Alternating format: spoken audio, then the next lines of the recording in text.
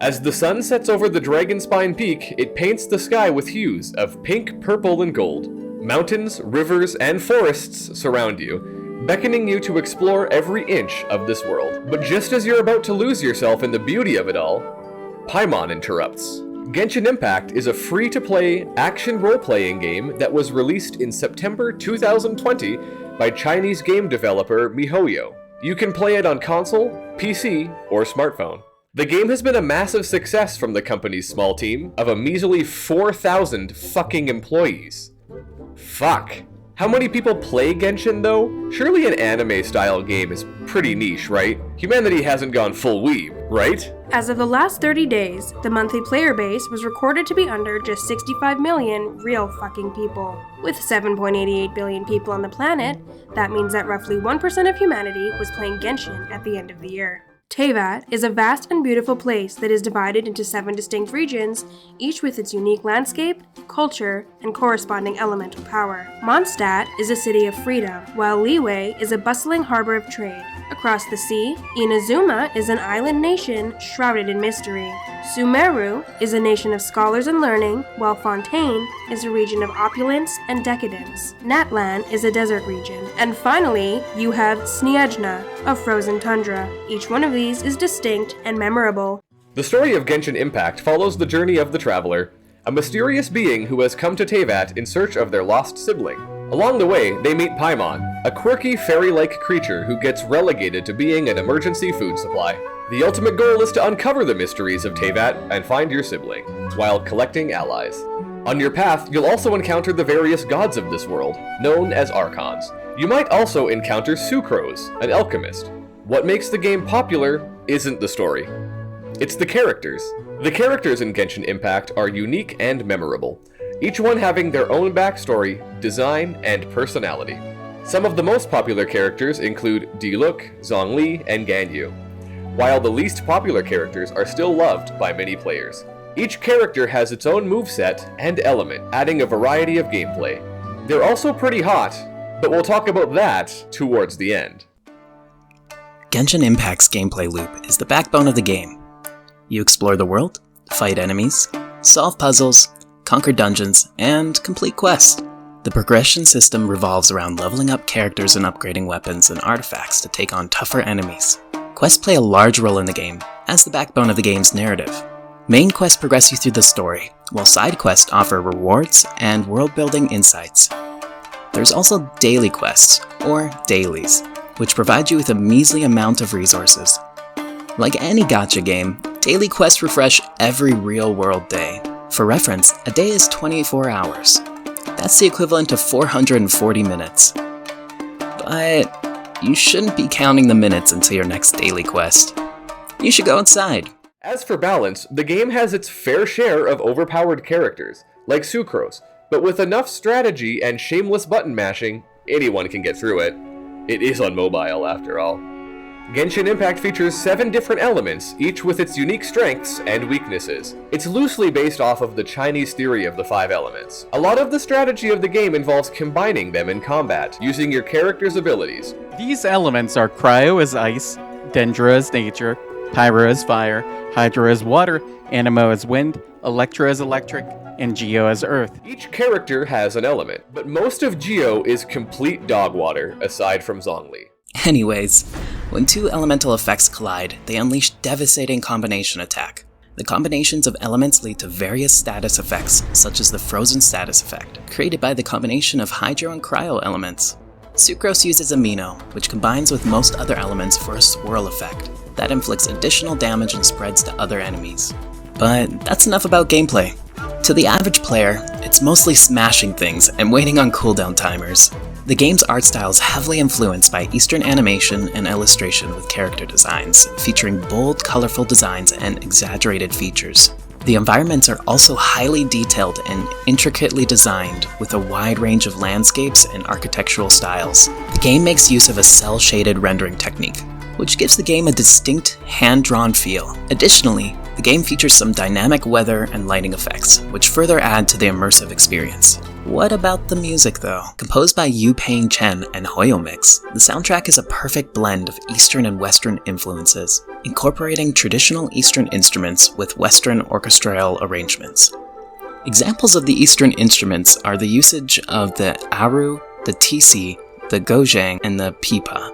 They add immense depth and atmosphere to the game's compositions, from the soaring themes of the Seven Nations to the peaceful melodies of the wilderness. The music perfectly captures the spirit of exploration and adventure in the game. The music in Genshin Impact is definitely one of its strongest features, besides Sucrose and her thick dumpy, which I love very, very much. The gameplay mixed with the audio and visual design is something pretty fantastic, even if there are critics to the stylization. The game is not as bright and colorful as it seems, though. There is a darker side to the bright and colorful world and music of Genshin Impact, starring Sucrose. As a kid, you may have put a quarter into a machine, turning a knob to get a small toy in a plastic shell. That's a gachapon, or gacha. The term gacha is derived from the Japanese onomatopoeia of the sound made by said machines. In Genshin Impact, players can use Primo Gems for the same concept of getting a randomized character, weapon, or even Sucrose. Primogems can be earned through daily play with quests, but that process is incredibly slow. You can play Genshin without spending any money, but that's doubtful. The gacha system has faced leagues of criticism for being exploitative and encouraging gambling behavior, especially among younger players. Why buy a lottery ticket when you can just gamble for virtual anime characters? Gambling addiction, otherwise known as gambling disorder or compulsive gambling, is a serious and progressive mental health disorder. Listed in the Diagnostic and Statistical Manual of Mental Disorders, otherwise known as the DSM-5, gambling addiction is recognized by the World Health Organization and the American Psychiatric Association. It's characterized by an uncontrollable urge to spend money on activities with uncertain probability. In severe cases, it can even be debilitating. How does this happen? The sunk cost fallacy is a cognitive bias that refers to the tendency of people to continue investing in an activity because the resource is already invested, regardless of rationality. In other words, people are more likely to continue with an activity because they've already invested so much into getting a specific result. For the fallacy to activate, the game only has to convince you once or twice to spend money. This behavior can be reinforced with the intermittent reinforcement schedule used by many gambling games, where players receive unpredictable rewards leading to an addictive cycle. In the context of gaming, a whale is a player who spends a large amount of money on in-game purchases, such as microtransactions, loot boxes, or gacha systems. Some estimates suggest that a small percentage of less than 1% of players account for the majority of spending on in-game purchases, proving this concept. These players spend thousands of dollars on virtual items, characters, or in-game cosmetic changes. Genshin has the former two in droves, as you need to participate in the gacha to unlock the majority of characters. For the most popular characters known as 5 stars, official sources claim a 0.6 probability to pull one out of any given roll. With the implemented pity system, probability is boosted after multiple failed rolls. Some quick math. Sources theorize a 1.6 consolidated probability per roll with the pity system. These numbers get even more funky when games like this implement benefits for having duplicate results. In Genshin, this is known as the constellation system, where pulling duplicate characters allows you to upgrade them. A max constellation character is known as a C6 by the Genshin community. For a C6 outcome, you would need to average 62.5 pulls for a single 5-star, totaling 656.25 average pulls. This would roughly cost 105,000 Primogems, the in-game currency. You can purchase the pseudo-currency in bulk at a discount with bonuses at a rate of 8,080 Primogems for only $99.99 USD plus tax. This calculates to be roughly 1,300 USD on average for a fully upgraded character. This is the dark side of freemium gaming. Morality aside, it is highly successful as a monetization strategy. It's hard to speculate just how many fat stacks Genshin has earned over its short lifetime, but in the first month of its release, it generated $250 million in mobile app revenue. According to Sensor Tower, the mobile app purchases signify more than 4.1 billion, with a capital B, in revenue leading up to 2022. Once again, that's only from the mobile apps.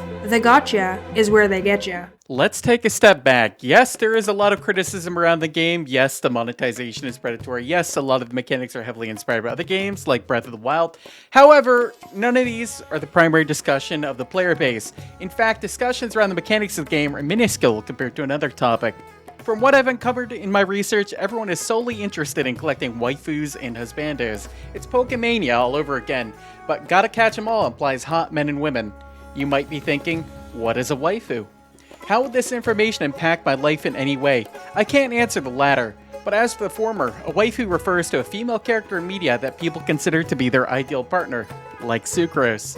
A husbando is the male equivalent, usually discussed with the terminology of an unquantifiable metric known only as daddy energy.